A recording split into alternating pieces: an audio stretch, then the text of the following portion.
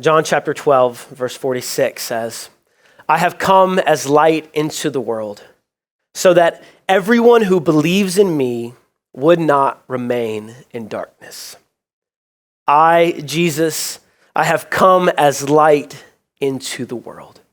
And this morning we're dwelling in our time together on the advent or the arrival of Jesus into a broken, dark world.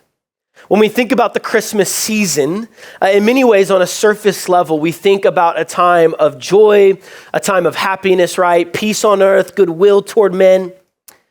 But if we're honest, unfortunately, the reality is often far from those ideals. And to appreciate the gospel, to appreciate light coming into darkness, we must be willing to peer into the abyss of the darkest of nights.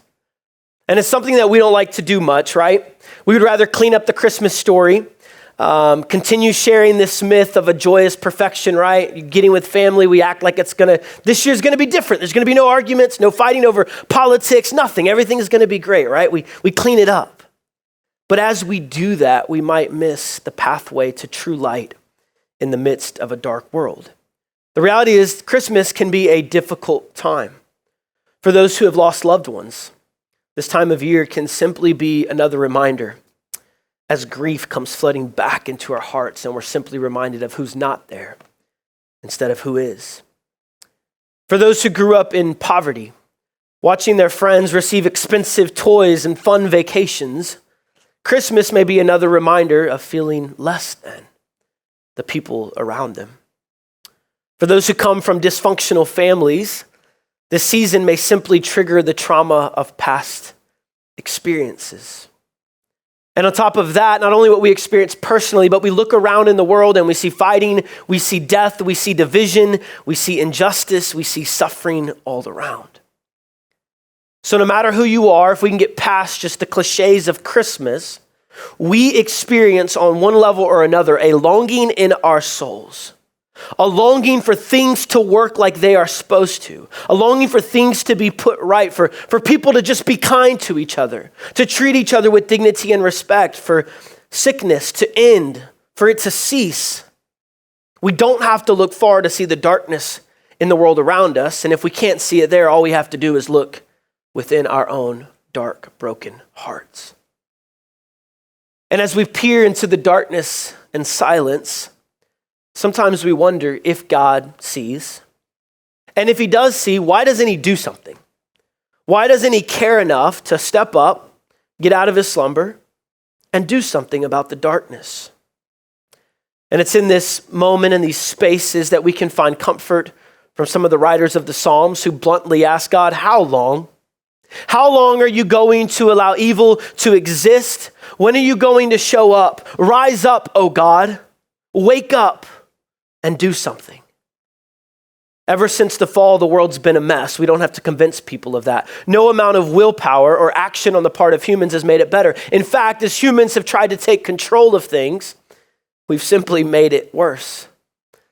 God spoke. He sent judges to judge, right? He sent prophets to prophesy and speak. He sent kings to rule and set order, but to no avail. Humans rejected God time and time again, and as a result, darkness remained and brokenness reigned. And so naturally, since no one was listening, God quit speaking. In the scriptures, we see silence, 400 years. No prophets, no kings, no judges. Humans left to their own devices. But at last, one quiet night, in a little town called Bethlehem, into the darkness, God spoke up. The questions of the psalmist who cried out, how long, were finally answered.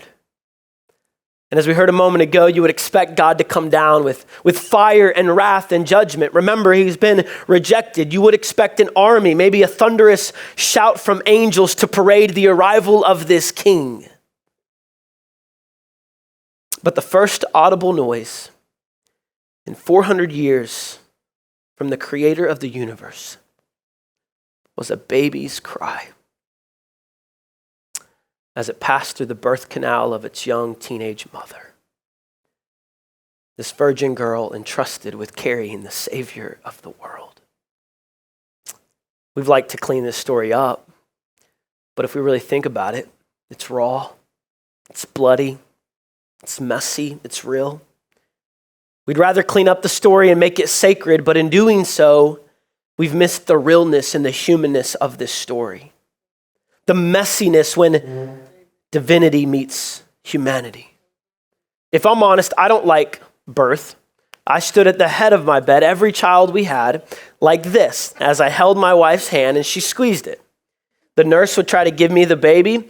I don't want anything to do with the baby till you've wiped off the junk. I don't want to deal with it. It's bloody, it's cheesy, it's messy. Right, yes. It looks like a little alien baby, you right? So, but honestly, when we think about the God-man being born, and I get some people can see the beauty in this, but we're talking about the creator of the universe, entering the world with blood and human fluid covering his body. Sacredness is not what I think of. Beauty is not my first thought. I think about the young mother experiencing like the unknowns of having a child. When we even talk about the circumstance surrounding this, the pain of childbirth, with all the yelling and the hand squeezing and the sweat and the tears and the smells. Think about a young father scared to death of parenting, not knowing what the future holds, but still committed to this woman and to this child, even though he knows that his son will bear the badge of a bastard child for the rest of his life because no one would actually believe that a virgin could conceive. But this is the miracle of Jesus. God incarnate, Emmanuel, God with man. I mean, this is the way the kingdom moves forth, and you can't write a story like this. You can't make this up. You can't conjure it up. And in looking at his birth, we get this small micro glimpse of the messiness of God meeting man, of divinity and humanity becoming one. It's not always clean and sweet and pretty and neat. There is shame and humiliation as God takes on flesh. There is sweat and tears. God cried, God laughed, he sweat, he had grief and pain. He became a human in Jesus. And the birth was just the beginning. He didn't just come into our mess for no reason. He was on a mission that required his own death. This crying baby was born to grow up and die for the sins of the world. And if you think the birth scene isn't bloody and repulsive enough, wait till you get to the cross. Stripped naked, shamed, humiliated, spit on, mocked, rejected, despised, acquainted with grief, sweating drops of blood. It's dark, it's twisted, it's unjust. But it's what Jesus enters into to turn evil on its head. It's the glimmer of light and hope in a dark and fallen world that says retaliate with power and might and violence. And instead, Jesus absorbs it. And as he dies and is buried, he takes the worst that evil can give. And once again, for the last time, God goes silent. The light giver is snuffed out. The source of light itself is gone.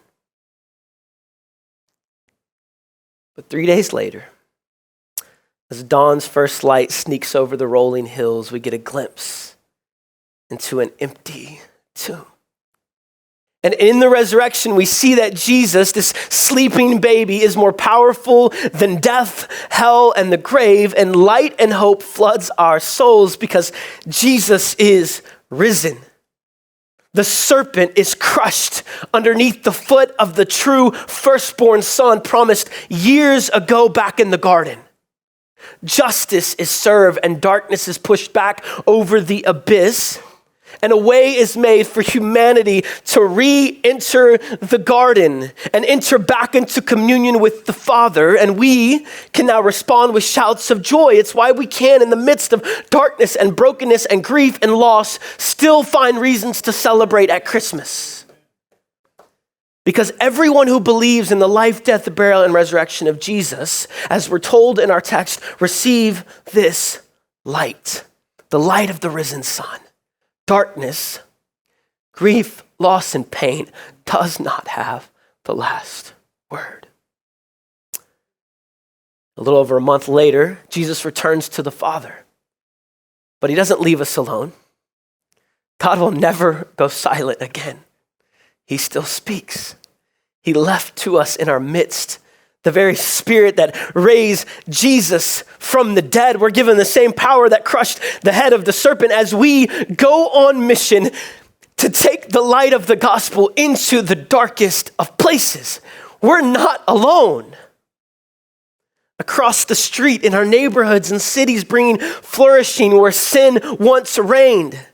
And around the world, when we take the gospel to those dwelling in darkness who have no access to the gospel message. And we declare simply the good news of Jesus. Light has dawned. He is here. The advent or the arrival of the Son of Man. And we do this until Jesus returns to finish what he started. The Spirit's the down payment, proving that he's going to show up when he's going to put death to death for good. And we see this vision and revelation of the smoke going up from this flaming pit where the enemy has been cast in forever and ever and ever, never more, never allowed to exercise authority again.